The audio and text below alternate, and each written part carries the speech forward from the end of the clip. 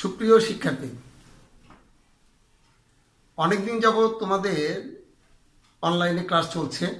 সেই প্রেক্ষিতে আজও অনলাইন ক্লাস হবে। তোমরা নিশ্চয়ই সবাই ভালো আছো।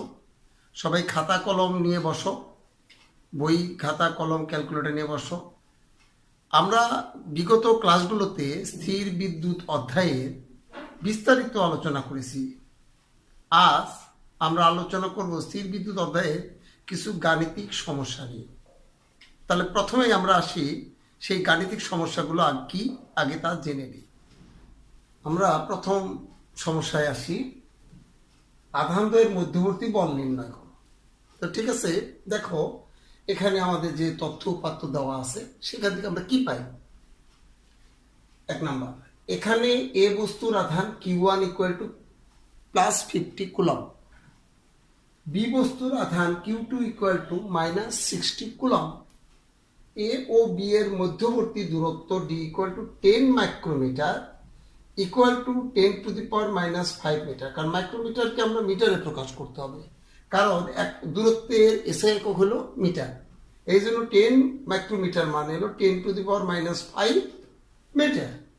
কুলম ধ্রুবক কে ইকুয়াল টু, সেটা তো আমরা জানি 9 × 10⁹ newton metre square per coulomb square.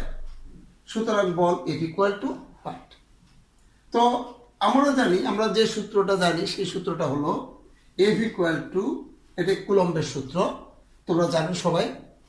F equal to K Q1 Q2 divided by T square. তাহলে এখন মানগুলো বসে দিই। কে এর মান 9 × 10⁹, Q1 এর মান হলো +50, Q2 এর মান হলো -60 এবং ডি এর মান হলো 10⁻⁵ হোল স্কোয়ার। তাহলে এটা কি বেরোচ্ছে? বল বেরোচ্ছে। বলের একক কি? নিউটন। এই জন্য এককটা অবশ্যই তোমরা লেখার চেষ্টা করবে, এটা উত্তম প্রচেষ্টা। তাহলে এটা ক্যালকুলেশন করো, ক্যালকুলেটর হাতে নিয়ে তোমরা নিজেরাই ক্যালকুলেশন করো। ক্যালকুলেশন করে তোমার দেখতে পাবে এর মান হবে -2.7 × 10⁻23 নিউটন। অতএব আধানদ্বয়ের মধ্যবর্তী বল -2.7 × 10⁻23 নিউটন। তাহলে এখানে তোমরা একটা জিনিস খেয়াল করে দেখো, বলের মান বেরিয়েছে আমাদের ঋণাত্মক।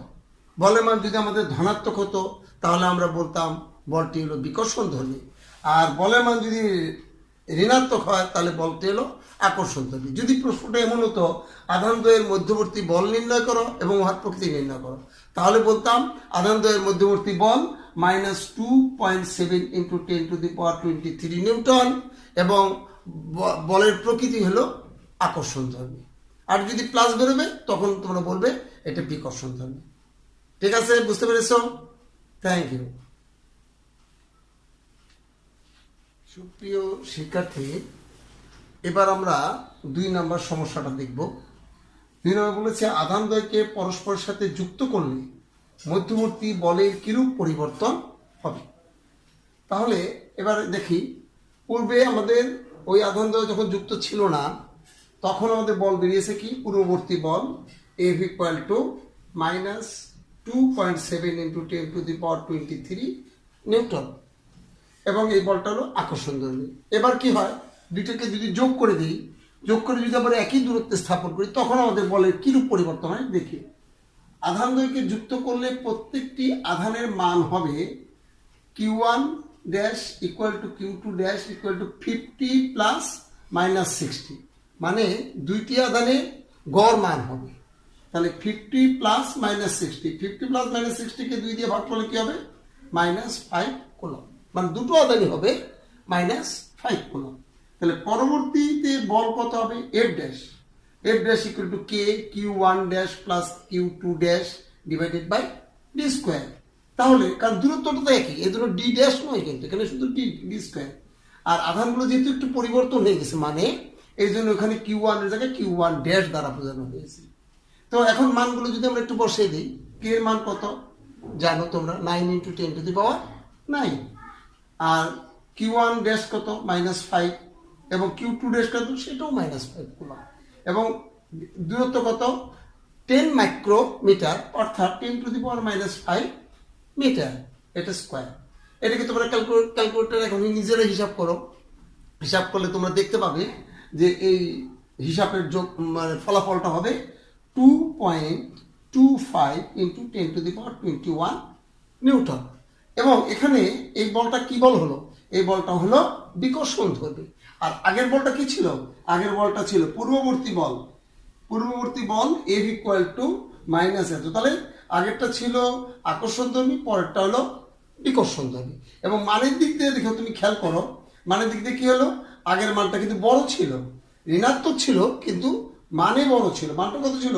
2.7 ইন্টু 10⁻23 নিউটন। আর এবার একটু মানটা কমে গেল, কারণ 2.25 ইন্টু 10⁻21 পাওয়ারটা হলো 21, আর এখানে 23। তাহলে এর তুলনায় এর মানটা বড়, কিন্তু আগের মানটা ছিল তোমার আকর্ষণধর্মী এবং পরের মানটা হয়েছে বিকর্ষণধর্মী। তাহলে পরেরটা হয়েছে, পরের বলটা হয়েছে বিকর্ষণধর্মী, আর আগের বলটা ছিল আকর্ষণধর্মী। বলের কিরূপ পরিবর্তন হলো এখানে আমরা বলবো। এখানে আমরা লাস্টে বলবো যে বলে আধান দুইটিকে সংযোগ করায় বলের মান হ্রাস পেয়েছে, কিন্তু পূর্ববর্তী বল ছিল আকর্ষণধর্মী এবং পরবর্তী বল হয়েছে বিকর্ষণধর্মী। এই কথাটা এখন লিখে দাও। তাহলে দেখো, আধান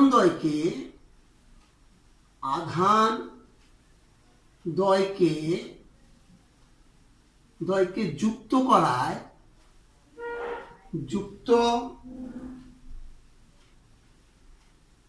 করে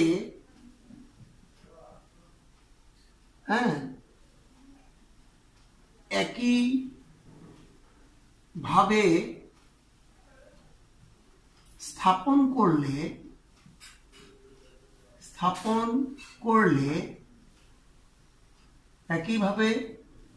স্থাপন করলে উহাদের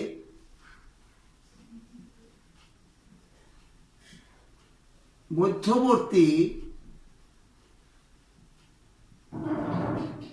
বলের মান হয় 2.25 ইন্টু 10⁻21 নিউটন, যা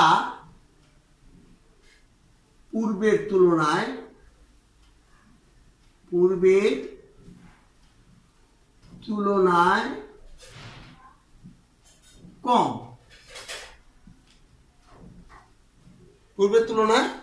কম।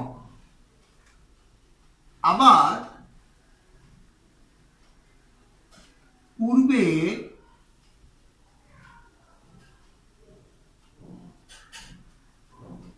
বলটি ছিল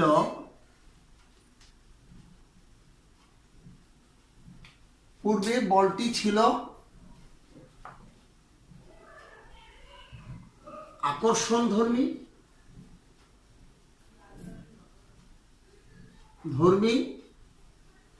পরবর্তীতে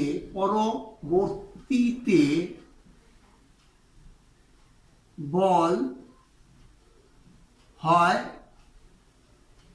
বিকর্ষণধর্মী। বুঝতে পেরেছ? তাহলে আগের বল ছিল আকর্ষণধর্মী, পরের বল হয় বিকর্ষণধর্মী। এই কথাটুকু নিচে লিখে দেবে, কারণ এটা সাধারণত মানে উচ্চতর দক্ষতার জায়গায় আসার সম্ভাবনা বেশি। সুপ্রিয় শিক্ষার্থী, এবার আমরা 3 নং সমস্যাটা নিয়ে আলোচনা করব। 3 নং সমস্যাতে আবার পড়ছি, কি বলছে? আধানদ্বয়ের সংযোগ সরলরেখার ঠিক মধ্যবিন্দুতে 1 কুলম আধান স্থাপন করলে উহা কোন দিকে কত বল লাভ করবে? ঠিক আছে, দেখি। এখানে দুটো আধান এ আর বি দেখানো হয়েছে, এবং মধ্যবর্তীতে ঠিক মাঝখানে 1 কুলম আধান স্থাপন করা হয়েছে কিউ। এর মধ্যবর্তী দূরত্ব তোমরা দেখতে পাচ্ছ 10 মাইক্রোমিটার, 10 ইন্টু 10⁻6 মিটার। তাহলে যেহেতু ঠিক মাঝখানে, তাহলে কি হবে? এ থেকে এটার দূরত্ব কত বলতো?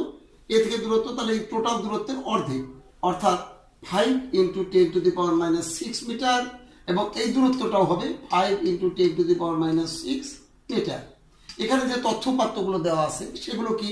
এখানে Q1 equal to 50 coulomb, Q2 equal to -60 coulomb, Q equal to 1 coulomb, d1 এবং d2 সমান, g1 এবং d2 equal to 5 into 10 to the power minus 6 metre, এবং কে এর মান তোমরা আগে থেকে জানো 9 into 10 to the power 9 newton metre square per coulomb square.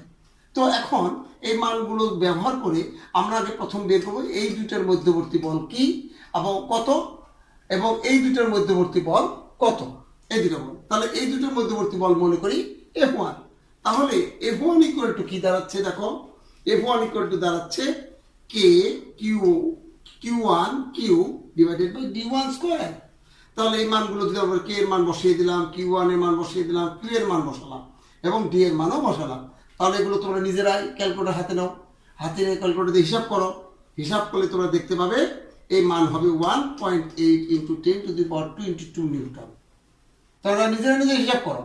হিসাব না করলে কিন্তু এই পরীক্ষার খাতায় এই হিসাবগুলো করতে পারবে না, তখন ভুল হয়ে যায়। এই জায়গাগুলোতেই ছাত্রছাত্রীদের ভুল বেশি হয়।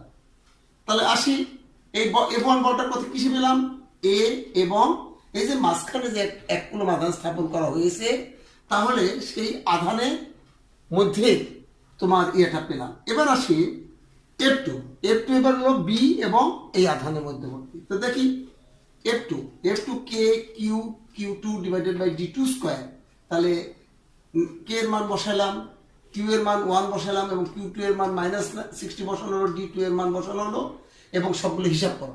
এই হিসাব করে তোমরা কি পাচ্ছ, তোমরা দেখতে পাচ্ছ minus 2.16 into 10 to the power 22 newton.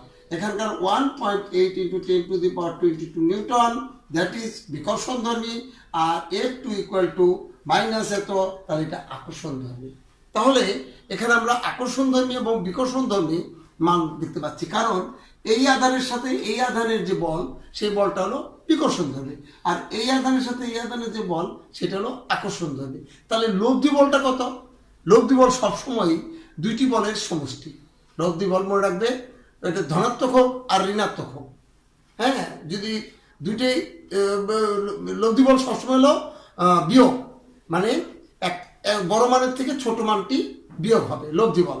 তাহলে এখানে সেটা ধনাত্মক হোক অথবা ঋণাত্মক হোক। যদি ধনাত্মক হয় তাহলে বড় মান থেকে ছোট মানটা বিয়োগ, যদি ঋণাত্মক হয় সেক্ষেত্রে বড় মান থেকে ছোট মানটি বিয়োগ। আর যদি একটি ধনাত্মক আর একটি ঋণাত্মক হয় সেক্ষেত্রেও বড় মান থেকে ছোট মানটা দুইটা মানের মধ্যে বিয়োগ হবে। ধনাত্মক মান থেকে সবসময় আমরা ঋণাত্মক মানটাকে বিয়োগ করার চেষ্টা করব। তাহলে এবার আমরা বিয়োগ করি। তাহলে এখানে লব্ধি বলটা কি হবে? লব্ধি বলটা হবে, একটু বোর্ডের দিকে তাকে খেয়াল করো। তাহলে লব্ধি বল ওই আধানটি, ওই 1 কুলম্ব আধানটির উপর লব্ধি বল।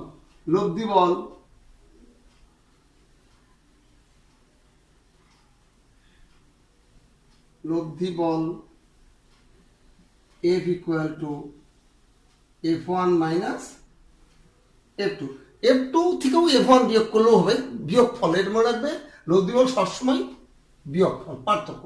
তাহলে এখন F1 প্রথম 1.8 into 10 to the power 22 newton, আর F2 কত? F2 হলো minus 2.16 into 10 to the power 22 newton. তাহলে এই দুটো বিয়োগ করো, ক্যালকুলেটর হাতে নাও। ক্যালকুলেটর হাতে নিলে আমরা দেখতে পাই কি,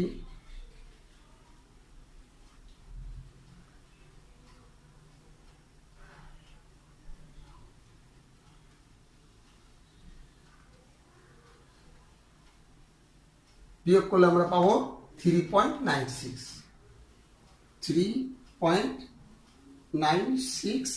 into 10 to the power 22 Newton.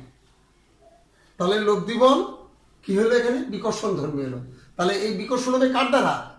এ বস্তুর দ্বারা, এ আধান দ্বারা বিকর্ষিত হবে।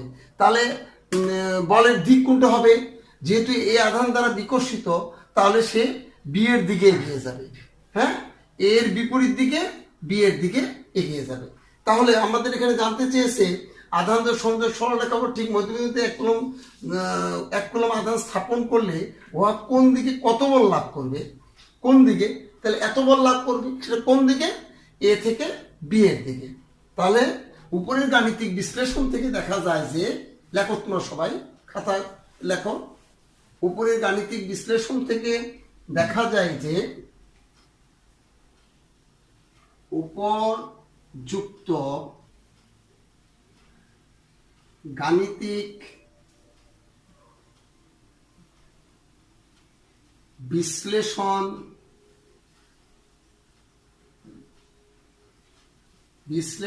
থেকে দেখা যায়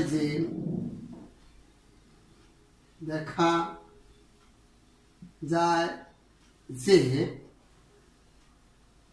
এ ও বি এ ঠিক মধ্যবর্তী স্থানে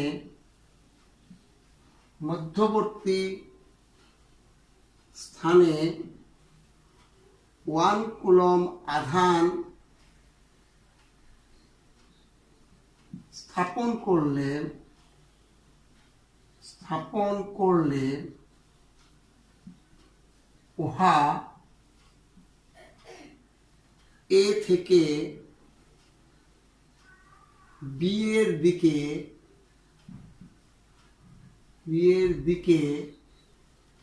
3.96 into 10 to the power 22 Newton বল লাভ করবে।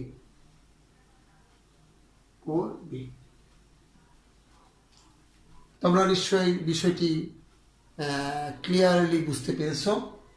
এটা অনুশীলনী করতে হবে, অনুশীলন করলে তোমরা এই জিনিসটা বুঝতে পারবে। বাড়িতে একবার প্র্যাকটিস করলেই হয়ে যাবে। ঠিক আছে, এবার আমরা 4 নং সমস্যা নিয়ে কথা বলবো। সমস্যাটা কি আগে একটু দেখি। কোথায় আধানদ্বয়ের লব্ধি তীব্রতা শূন্য হবে? এবার তীব্রতা হলো প্রাবল্য।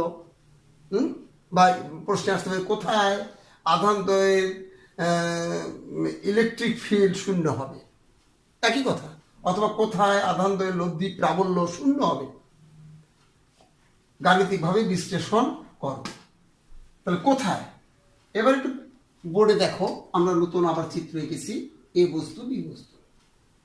এটা খেয়াল করতে হবে, যদি বস্তুদ্বয় ধনাত্মক হোক অথবা ঋণাত্মক হোক, দুইটাই যদি ধনাত্মক হয় অথবা দুইটাই যদি ঋণাত্মক হয়, তাহলে নিরপেক্ষ বিন্দু কোথায় হবে?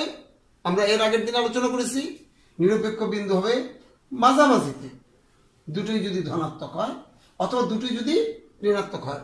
আমরা ওখানে বলরেখা অঙ্কনের যেদিন শেখানো হয়েছে সেদিন তোমাদের এটা আলোচনা করা হয়েছে খুব পরিষ্কার করে। তো এখন তাহলে এর মাঝামাঝিতে লব্ধি তীব্রতা শূন্য হবে যদি নিরপেক্ষ বিন্দু পাওয়া যাবে, নাল পয়েন্ট পাওয়া যাবে। তার মানে যদি দুটোই ধনাত্মক হয় অথবা দুটোই যদি ঋণাত্মক হয়। কিন্তু যদি একটি ধনাত্মক আর একটি ঋণাত্মক হয়, তাহলে সেক্ষেত্রে কি হবে? সেক্ষেত্রে যার মান কম তার থেকে কাছে এবং যার মান বেশি তার থেকে দূরে হবে।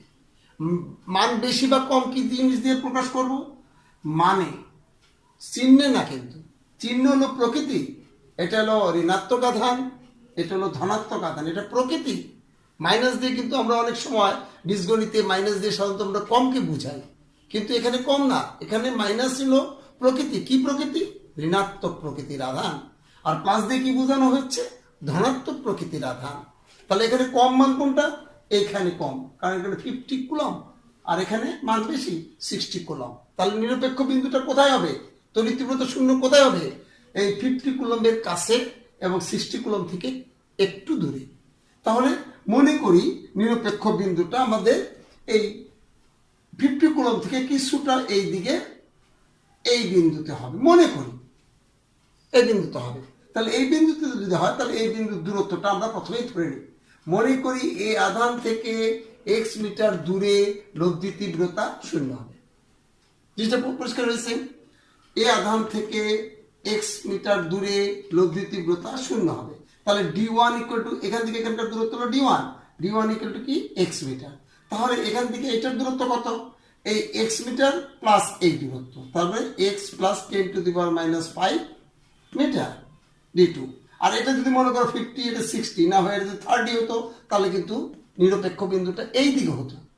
হ্যাঁ, এখন বা 50 চেয়ে কম 40 হতো বা 25 হতো, তাহলে কিন্তু নিরপেক্ষ বিন্দুটা এইদিকে হতো। যেহেতু এটার মান কম তাই এইদিকে। এই দূরত্বটাকে আমরা কত ধরলাম? X metre. খুব ক্লিয়ারলি বুঝতে হবে জায়গাগুলো। তারপরে ডি2 কত ধরলাম? তাহলে এইটুক যদি এক্স হয় তাহলে এখান থেকে এটার দূরত্ব কত? এক্স প্লাস 10⁻⁵ মিটার যোগ করেছি। এটার আধার কত? 50 কুলম। এটার আধার কত? 60 কুলম। এবং কে এর মান কত? এটা তোমরা জানো, 9 × 10⁹ newton metre square per coulomb square. প্রত্যেক ক্ষেত্রে একক লেখার অভ্যাস এটা করতে হবে। এটা কিন্তু একটি ভালো অভ্যাস, সুঅভ্যাস।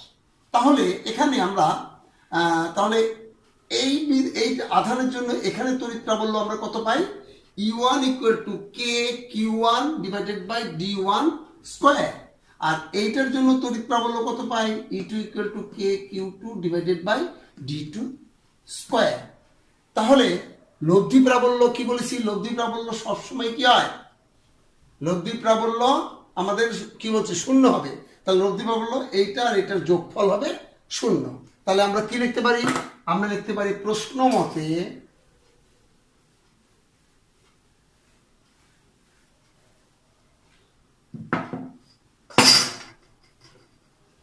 আমরা লিখতে পারি প্রশ্ন মতে E1 প্লাস E2 = 0। লব্ধি তীব্রতা শূন্য। E1 এর মানটা বসায় দাও। E1 এর মানটা কি? k q1d1² plus k q2d2² = 0। আমরা এই মানগুলো বসিয়ে দিলাম। এবার এদের মান ইয়েটা দেখো, তাহলে কি দাঁড়াইলো? k q1 এর মান কত? 50 কুলম। d1 এর মান কত? d1 এর মান হলো x²। আর k q2 এর মান কত? -60 কুলম। d এর মান কত? x plus 10⁻⁵ metre. ঠিক আছে? এটা এত কুলম, এটাও কুলম, এটা মিটার স্কয়ার হবে, এটাও হবে মিটার স্কয়ার = কি মা বাবা? 0। এখন একটা অংশকে ওপাশে নিয়ে যেতে, কারণ এটা ঋণাত্মক আছে, ওপাশে নিয়ে গেলে ধনাত্মক হয়ে যাবে। তাহলে কি দাঁড়াবে? k 50 x²। এককগুলো এটা কুলম, এটা metre square = k -60 coulomb x plus 10⁻⁵ square metre square. এবং কুলম কুলম বাদ, মিটার স্কয়ার বাদ, কে আর কে বাদ, উভয় পক্ষ থেকে সমাধান করলে এই 50কে 10 দিয়ে ভাগ করলে 5, 60কে 10 দিয়ে ভাগ করলে কত হয়? তোমার 5। এটা যখন এই ঋণাত্মক মানটা পাশে নিয়ে গেছি তাহলে এই মাইনাসটা আর থাকবে না।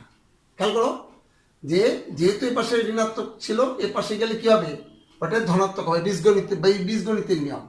তাহলে এই কোনো থাকবে না। তাহলে এখন সংক্ষিপ্তকরণ করার পরে এটা কি আসে? 5/x²। আর এই পাশে কি আসে বাবা? 6/x plus 10⁻⁵ square. এবার এটাকে আমরা সরল করব। এবার একটু সরল করি, আমরা বর্গমূল করি উভয় পক্ষকে। তাহলে 5-এর বর্গমূল কত? তোমরা একটু দেখো, √5। 5-এর বর্গমূল হলো 2.236। 5-এর বর্গমূল হলো 2.236 x² = 6-এর বর্গমূল কত? √6 = 2.4449 x প্লাস 10⁻⁵। এখানে বর্গমূল করার পরে স্কয়ারটা আর থাকবে না, ওপাশও থাকবে না, এপাশও থাকবে না। এই হলো আমাদের মান। এখন এবার কি করব, বজ্র গুণ করব। এটার সাথে এটা গুণন, এটার সাথে এটা গুণ করে আমাদের সমাধান করে এক্স এর মান বের করবো। চলো গুণ করি, উপর দিকটা একটু মুছে ফেলি। তো এবার যদি বজ্র গুণন করি তাহলে আমরা কি পাই দেখো একটু, এই মানটা যদি বড় তাহলে এই গুণনটা আগে করে নেই। কি পাই দেখো তো বাবা, 2.449 আর এটার সাথে এটা গুণ করলে কত হয়, 2.236 দেখতে পাচ্ছ এক্স, আর এটার সাথে এটা গুণ করলে কি হয়, প্লাস 2.236 ইন্টু 10⁻⁻5। আচ্ছা, এখন এই এক্স এর মানটা এই পাশে নিয়ে আসো, তাহলে 2.449x minus 2.236x equal to 2.236 into 10⁻⁻5। এবার এটা বিয়োগ করি, 6 আছে কত হলো 9, 3, আর 3 আছে কত হলো 4, 1, 2 আছে কত হলো 4, 2.0। এটা বিয়োগ ফল ইকুয়াল টু 2.236 ইন্টু 10⁻⁻5। তাহলে এক্স এর মান কত, এক্স ইকুয়াল টু, এটা এবার ক্যালকুলেটর হাতে নাও, হিসাব করো। হ্যাঁ, 2.236 exponential minus 5 divided by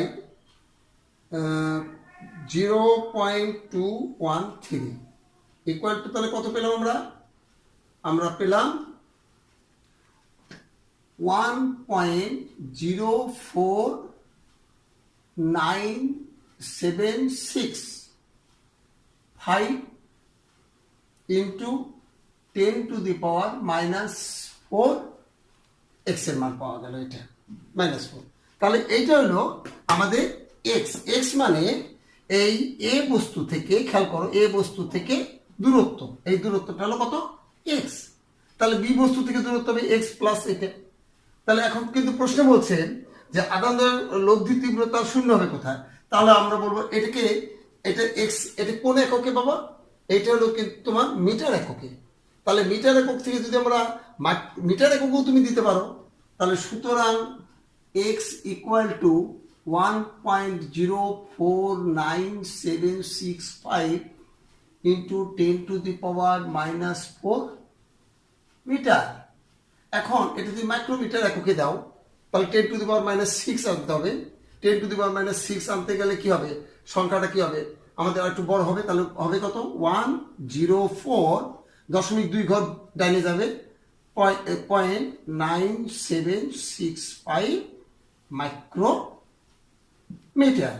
তাহলে এইটা হলো আমাদের কোথায়, এ বস্তু থেকে সেই বিন্দুটি দূরত্ব, যে বিন্দুতে লব্ধি তীব্রতা কি হবে, শূন্য হবে, সেই বিন্দুর দূরত্ব হলো এত মাইক্রোমিটার। তাহলে এই কথা লিখে দাও, অতএব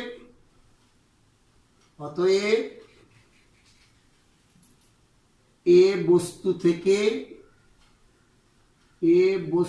থেকে বি বস্তুর বিপরীত দিকে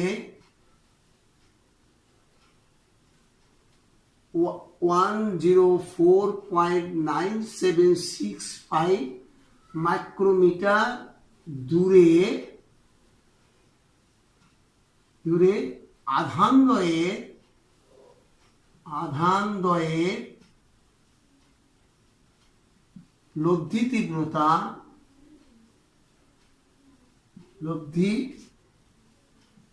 তীব্রতা শূন্য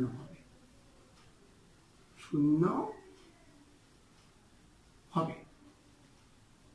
নিশ্চয়ই অঙ্কটা তোমাদের কাছে একদম পরিষ্কার হয়েছে। বাড়ির কাজ, তোমাদের দুটো বাড়ির কাজ দেওয়া হলো।